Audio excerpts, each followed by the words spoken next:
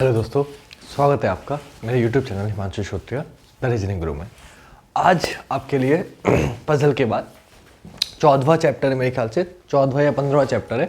13 से करीब आर के जा बुक के लगभग 13 क्वेश्चन मैं आपको करा चुका हूँ। आज 14वां चैप्टर है घड़ी एवं कैलेंडर। तो आर के जा बुक में घड़ी एवं कैलेंडर, क्योंकि ये बहुत बड़े बड़े चैप्टर है लेकिन एक साथ दे रखे, तो कराने से पहले एक बात बता देता हूँ, ये क्वेश्चन आपको कम मिलते हैं अब देखने को। पहले बहुत आया करते थे, बट क्योंकि एसएससी जीडी में ये क्वेश्चन आएगा, चैप्टर आएगा, इसलिए मैंने सोचा करा देता हूँ। सेकंड चीज, पूरा चैप्टर मैंने आपको यूट्यूब पे अवेलेबल करा रखा है। जिन बच्चों को ना मिले, पहली बात तो आप डालोगे कैलेंडर बाय हिमांशु से, क्लॉक बाय हिमांशु, पूरा 2-2 ढाई घंटे का पूरा 2 घंटे में लगभग पूरा चैप्टर मैंने खत्म किया है। बड़ा चैप्टर है तो वीडियो थोड़ी लंबी है, लेकिन हर टाइप करा है। तो एक बार वो वीडियो देख लेना ताकि ये क्वेश्चन और अच्छे से समझ में आए। वो देख लोगे तो आपको और अच्छे से समझ में आएंगे। फिर भी क्योंकि ये मैं आर के जा बुक की सीरीज लेके चल रहा हूँ, तो इसमें मैं सारे क्वेश्चन कराऊंगा आपको। जैसे कि मैंने बोला था कि मैं हर क्वेश्चन कराऊंगा। सिटिंग अरेंजमेंट और पजल में मैंने इसलिए नहीं कराया क्योंकि वो आते नहीं, लेकिन घड़ी कैलेंडर के क्वेश्चन भी अब कम आते हैं, लेकिन आपके पेपर में आ सकते हैं, एसएसजीडी में आ सकते हैं इनमें से कोई भी एक क्वेश्चन, तो इसलिए इसे नहीं छोड़ूंगा, इसे मैं सब कराऊंगा। सेम चीज सिटिंग अरेंजमेंट की, इसकी अगर बात करें घड़ी एवं कैलेंडर की, तो एक तो ये एसएसजीडी में आएंगे, सेकंड चीज यूपी पुलिस में जरूर आएगा, तो इसलिए मुझे इसे कराना है, कंपलसरी है, मैं इसे छोड़ नहीं सकता, स्किप नहीं कर सकता। सोच रहा था कि करा चुका हूँ, चैप्टर ऑलरेडी पढ़ा हुआ है, आप करोगे तो बुक ऑलरेडी बुक का हर क्वेश्चन कर लोगे अगर आपने मेरी वो वीडियो देख ली। जिन बच्चों को लिंक ना मिले तो आप एक काम करना, यहाँ आई बटन आ रहा होगा, उस पर क्लिक करना, तो आपको प्लेलिस्ट मिल जाएगी क्लॉक कैलेंडर की, ठीक है। या वीडियो जब समाप्त होगी तो आपको जो वीडियो दिखाई देगी वो क्लॉक कैलेंडर की वीडियो दिखाई देगी, एंड तक देखोगे तो वो उस पर क्लिक करोगे तो क्लॉक कैलेंडर पे पहुंच जाओगे, ठीक है। और फिर भी कोई दिक्कत रह जाए तो डिस्क्रिप्शन में चेक करो, डिस्क्रिप्शन में मैंने प्लेलिस्ट की लिंक दे रखी है, डायरेक्टली उस पर क्लिक कर दो। और वो कुछ भी ना हो तो मेरे नंबर पे मुझे मैसेज कर दो, टेलीग्राम पे कहीं भी मेरा नाम जो दिख रहा है ना उसको सर्च करो और मुझे मैसेज कर दो कहीं भी कि सर मुझे आप ये लिंक सेंड कर दो, तो मैं उस चैप्टर की लिंक आपको पर्सनली सेंड कर दूंगा, ठीक है। तो वो आप देख लेना ताकि आपको और अच्छे से समझ में आए। फिलहाल शुरू करते हैं चैप्टर क्लॉक एवं कैलेंडर। बहुत बड़े चैप्टर है दोनों अपने आप में, तो समझाऊंगा तो मैं क्या है इन चैप्टर में, लेकिन जैसे जैसे मैं क्वेश्चन कराता रहूंगा वैसे वैसे आपको समझाता रहूंगा। तो पहला एग्जांपल इस क्वेश्चन का जो है पूरी बुक का, वो क्या है उस पे आते हैं। पहला क्वेश्चन आपको दिया गया है, एग्जांपल क्वेश्चन साइड में दिख रहा है, उस समय का चयन करें जो किसी घड़ी में 9:30 की सही दर्पण छवि को दर्शाए। यानी कि किसी घड़ी में 9:30 बज रहा है तो उसको शीशे में देखने में क्या समय में दिखाई देगा, ये आपको बताना है पहले एग्जाम्पल में। सिंपल सा क्वेश्चन है बेटा, क्या करना है देखो, 6 पे सुई और 9 पे सुई, 9:30 मतलब ऐसे बजता है 9:30, डन। ये आपको सभी को पता होगा। मिरर इमेज का मतलब क्या होता है ये समझ लो आप। मिरर इमेज का मतलब ये होता है कि जब आप शीशे में अपने आप को देखते हो तो क्या दिखता है, तो हम शीशे में जो अपने आप को देखते हैं हम ही दिखते हैं, लेकिन घूमे हुए, मतलब राइट लेफ्ट हो जाता है, लेफ्ट राइट हो जाता है, ऐसे घूमे हुए वो इंसान हम खुद भी अपने आप को देख रहे होते हैं, चेहरे के आगे चेहरे दिख रहा होता है, हम ऐसे पलट जाते हैं।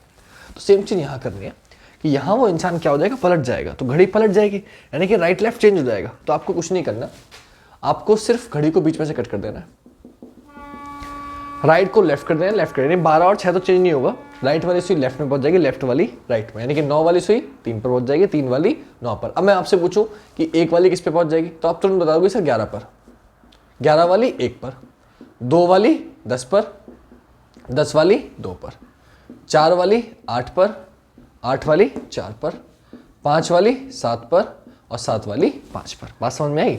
अब आपने देखा कि 9 वाली पहुंच गई 3 पर, 6 वाली तो 6 पर ही, तो 9:30 बज रहे हैं तो आपको दिखाई क्या देगा, 3:30। आपका आंसर क्या हो गया, 3:30। लेकिन बेटा ये कुछ बच्चों को समझ में नहीं आता, 9 वाली सुई 3 पे पहुंच गई, 6 वाली 6 पर, तो 3:30, 3:30 दिखाई देगा, 1 सुई 3 पर, 1 सुई 6 पर, 3:30 आंसर हो गया, बात खत्म हो गई, डायरेक्टली कर दिया। अब लेकिन शॉर्टकट क्या है कि आपको ये घड़ी ना बनानी पड़े, तो अब नोटिस करो 11 वाली 1 पे जा रही है, 1 वाली 11 पर, 11 और 1 कितना होता है 12, 10 वाली 2 पर, 2 और 10 12, 9 और 3 12, 8 और 4 12, 7 और 5 12। कभी नोटिस नहीं किया होगा, आपको 1000 किताबों में लिखा मिल जाएगा 12 में से माइनस करता है, आपको हजारों टीचर बता देंगे 12 में से माइनस करते हैं, लेकिन जैसे पूछोगे क्यों, तो वही बता पाएंगे जो बहुत अच्छे से सिर्फ रीजनिंग ही पढ़ा रहे हैं। क्योंकि मतलब मुझे लगता है क्योंकि रीजनिंग को हर कोई ज़्यादा सीरियस लेता नहीं है।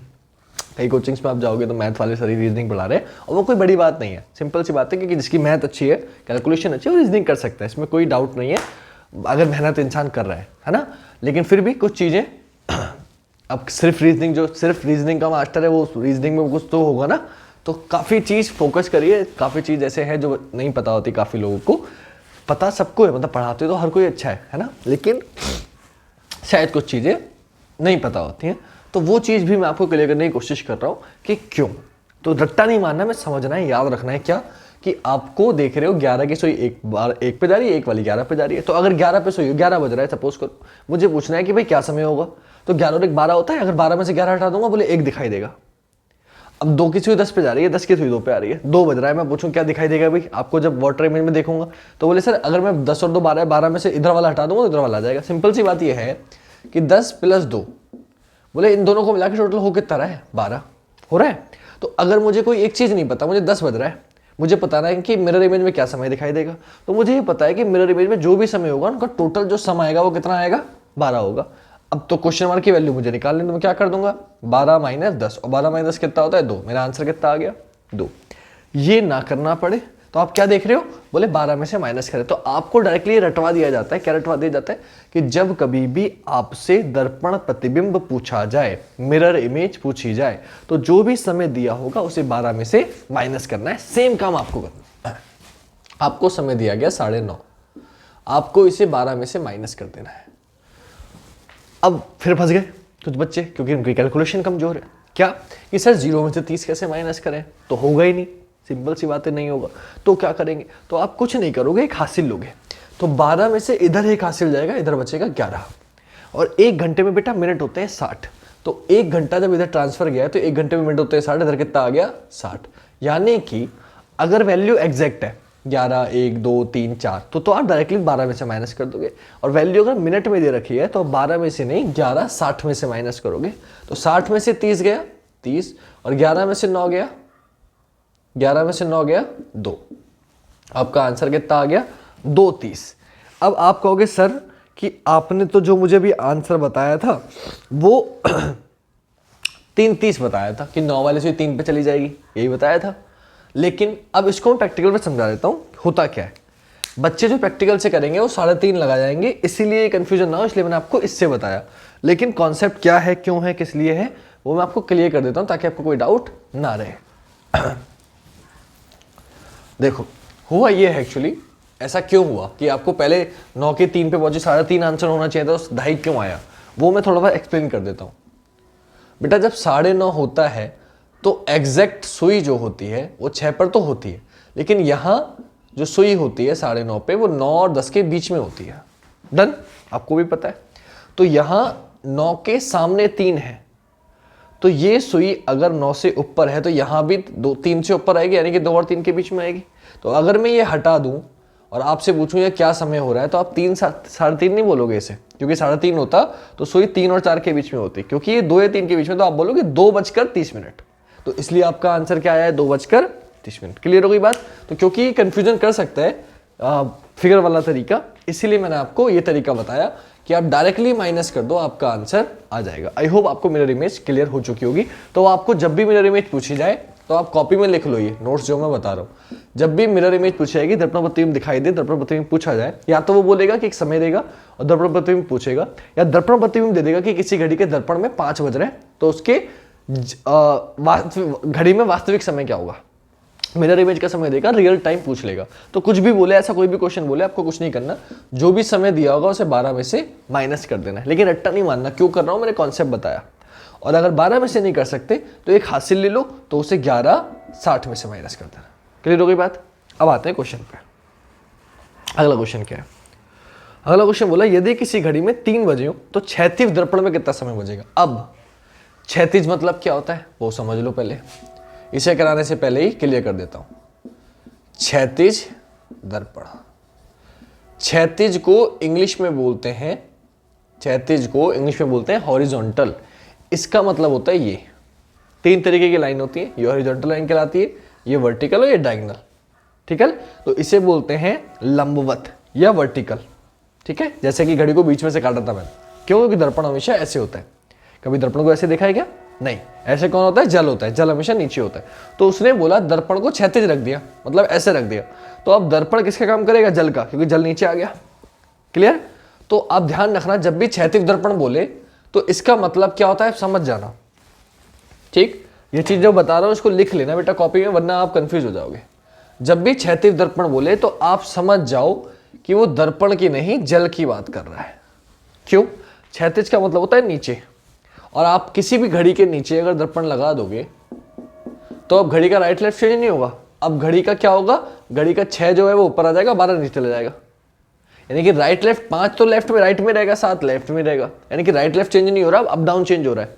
यानी कि जब आप अपने आप को जल में देखते हो तो क्या होता है, नोटिस करना है कभी कि जब कभी भी आप जल में देखते हो अपने आप को, पैर आप ऐसे आगे करोगे तो पैर आगे करोगे तो पैर ऊपर दिखेगा, सर नीचे दिखेगा।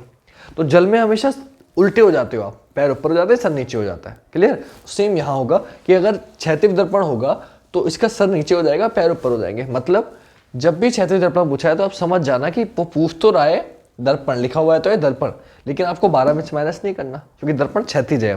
तो दर्पण का काम ही नहीं कर रहा, वो काम किसका कर रहा है, जल का। तो जब भी क्षैतिज दर्पण बोलेगा तो आपको जल प्रतिबिंब निकालना है। क्या निकालना है? जल प्रतिबिंब। जल प्रतिबिंब। अब कुछ बच्चों को जल प्रतिबिंब मतलब नहीं पता होता, मतलब जल में दिखने वाला प्रतिबिंब। सिंपल, जब दर्पण में देखते हैं तो प्रतिबिंब दिखता है, वो दर्पण प्रतिबिंब, और जो जल में देखते हो तो जैसे आप देखते हो वो जल प्रतिबिंब। तो कैसे करेंगे क्वेश्चन वो देखते हैं। ऊपर वाला थोड़ा सा रफ कर देता हूँ। क्षैतिज दर्पण का मतलब क्या है, वो नीचे लिखा हुआ है ही, उसे रफ नहीं कर रहा। तो आ जाओ भाई क्वेश्चन पे, कोई दिक्कत नहीं है अपने को। क्या समय बोला उसने? 3 बज रहे हैं, बजा दो 3। 3 कैसे बजता है? बोले सर 1 सुई 12 पे होगी, 1 सुई 3 पर होगी, ऐसे बजता है, ऐसे बजता है 3 बजता है। ये सुई थोड़ी छोटी होती है, आपने बजा दिया 3। अब जल बोला है तो घड़ी को बीच में से ऐसे काटूंगा। क्यों? क्योंकि अब राइट लेफ्ट चेंज नहीं होगा, तो 3 वाली सुई 3 पर रहेगी, 9 वाली सुई 9 पर रहेगी, कोई बदलाव नहीं होगा। बस ऊपर वाली सुई नीचे आ जाएगी, तो 12 वाली किस पे पहुंच जाएगी? 6 पर हमेशा। अब ध्यान से देखना, क्या ये जो 1 वाली सुई है वो किस पे जाएगी? तो 7 पे मत बोल देना, ऊपर नीचे चेंज होगा, राइट लेफ्ट चेंज नहीं होगा। तो 1 वाली जाएगी बेटा 5 पर।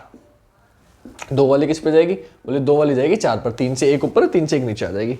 सेम यहाँ 11 वाली किस पे जाएगी? 7 पर, और 10 वाली किस पे जाएगी? 8 पर। अब आप नोटिस करो, जब अप डाउन चेंज हो रहा है, अप डाउन चेंज हो रहा है, तो 10 और 8 कितना होता है? 18। 11 और 7 कितना होता है? 18। 5 और 1 कितना होता है? 6, जिसे 18 बोल सकते हो आप। 4 और 2 कितना होता है? 6, जिसे 18 बोल सकते हो आप। और 12 वाली किस पे आ रही है? 6 पर। 6 का मतलब क्या होता है? 30। तो 0 को आप 30 बोलोगे, बात खत्म हो गई। तो आपका क्या तरीका हुआ कि भाई अब आप देखो गौर से कि 3 बज रहा था, कॉन्सेप्ट समझाने से पहले ही बता देता हूँ, 3 बज रहा था, तो 3 वाली सुई तो 3 पर रहेगी, कोई बदलाव नहीं होगा। लेकिन ये जो 12 वाली सुई है ये किस पे आ जाएगी? 6 पर। तो ये समय दिखाई देगा, और ये समय क्या हो रहा है? बोले 3:30। तो आपका आंसर क्या हो जाएगा? 3:30। डायरेक्टली करने का तरीका, जब भी क्षैतिज दर्पण बोले या जल प्रतिबिंब बोले तो आपको जो भी समय दिया होगा उसको आपको 18:30 में से माइनस करना होगा। कॉन्सेप्ट नहीं है, देखो यहाँ याद करने का तरीका, क्योंकि 10 और 8 कितना होता है? 18। तो 18 में से 8 माइनस करोगे 10 आएगा, 10 माइनस करोगे 8 आएगा, 11 माइनस करोगे 7 आएगा, 7 में से माइनस करोगे 11 आएगा। 30 क्यों कर रहे हो? क्योंकि 0 का हमेशा 30 बनेगा। 12 वाली सुई हमेशा किस पे आएगी? 6 पर आएगी, इसलिए 18:30। क्लियर हो गई बात? सेम यहाँ 4 और 5 और 1 कितना होता है? 6, और 6 को 18 बोलते हैं। 6.5 में से भी माइनस करोगे तो भी सेम आंसर है। कैसे? देखो, उनने बोला था 3, तो 18:30 में से माइनस करोगे 3, कितना आएगा? 15:30। और 15 को क्या बोलते हैं? 13, 14, 15, 3 बोलते हैं। 3:30। आप इसे 18:30 की जगह अगर 6.5 में से भी माइनस करोगे, ताकि आपको कंफ्यूजन ना हो इसलिए बता रहा हूँ, 30 में से 0 गया 30 और 6 में से 3 गया 3, तो भी कितना आंसर है? 3.5। तो 5 और 1 6, तो 6.5 में से माइनस करोगे तो भी सेम आंसर आएगा। तो 18 क्यों लिखा मैंने? इसलिए लिखा क्योंकि अगर 7 बज के कुछ मिनट बोलेगा तो वो 6 में से माइनस नहीं होगा, कंफ्यूज हो जाओगे, बदलना पड़ेगा। इसलिए पहले ही बता दिया कि जब भी क्षैतिज दर्पण या जल प्रतिबिंब बोलेगा तो जो भी आपका समय है उसे 18:30 में से माइनस करना है। और सेम चीज जो वाटर इमेज में हुई थी, मिरर इमेज में हुई थी, कि अगर मिनट 0 से ज़्यादा थे तो यहाँ मिनट अगर 30 से ज़्यादा आ जाएंगे तो क्या करेंगे? तो एक हासिल ले लेंगे, 18 से एक हासिल लेंगे, कितना हो जाएगा? 17। और 1 घंटे में कितने मिनट होते हैं? 60, और 30 60 कितना हो जाएगा? 90। तो याद रखना, जब कभी भी आपका जल प्रतिबिंब बोलेगा और आपका समय जो है वो 30 से ज़्यादा होगा तो आप 17 90 में से माइनस करोगे मिनट, और 30 से कम होंगे तो 18 30 में से माइनस करोगे। ये आपका कॉन्सेप्ट है, बस ये आपको याद रखना है, बाकी क्वेश्चन के आंसर अपने आप आते चले जाएंगे। तो ये मैं रफ कर देता हूँ। अब आंसर क्या आ गया? 3.5। तो जब भी आपने क्या किया, 18:30 में 3 माइनस कर दिया, 30 में 0 गया 30, 18 में 3 गया 15, आंसर हो गया 15:30। 15:30 को हम क्या बोलते हैं? 3:30, आंसर हो गया 3:30। अब अगला क्वेश्चन कराने से पहले 2 क्वेश्चन करा दिए, एक कॉन्सेप्ट समझा देता हूँ कि दोनों याद कैसे रखोगे कि आप कंफ्यूजन ना हो जाए कि कब 12 में से करना है कब 30 में से। तो देखो, दर्पण हमेशा खड़ा होता है, ऊपर की तरफ होता है और ऊपर सुइयां कितनी बजे मिलती है 12 में से, तो 12 में से माइनस करना है। जल हमेशा नीचे होता है और नीचे सुइयां कितनी बजे मिलती है 6:30 बजे, तो 6:30 में से माइनस करना है। खत्म हो गई बात, अपने आप याद रहेगा। 6:30 मतलब 18:30, दर्पण ऊपर 12 में से, जल नीचे 6:30 में से, खत्म बात। अपने आप याद रहेगा, याद करने का तरीका है बस, ताकि भूलो ना। तो बच्चों क्वेश्चन मैं आपको बहुत सारे करा सकता हूँ, लेकिन क्योंकि मैं ज़्यादा वीडियो आज बड़ी नहीं करूँगा, क्योंकि मैंने आपको बताया तो तबीयत खराब चल रही है, तो ज़्यादा वीडियो लंबी ना करके मैंने आज आपको मिरर इमेज वाटर में से कॉन्सेप्ट समझा दिया पूरा, 2 क्वेश्चन करा दिए हैं। इसी आधार पर बाकी सारे क्वेश्चन होंगे तो प्रैक्टिस शीट में भेज दूंगा। इसका जो आर.के. बुक के क्वेश्चन है वो मैं भेज दूंगा। तो आप पहले ही मेरे कराने से जो मैं वीडियो बनाऊंगा आगे प्रैक्टिस की, वो मेरे कराने से पहले अगर आप कर लोगे तो बहुत अच्छी बात हो जाएगी। तो आप उसे एक बार ट्राई करना, जो क्वेश्चन नहीं होंगे वो मैं बता दूंगा। कल करेंगे आगे की वीडियो। आई होप आपको वीडियो अच्छी लगी होगी। मिलेंगे कल नेक्स्ट वीडियो में। आज के लिए इतना ही। जय हिंद, जय भारत, वंदे मातरम, शुभ रात्रि।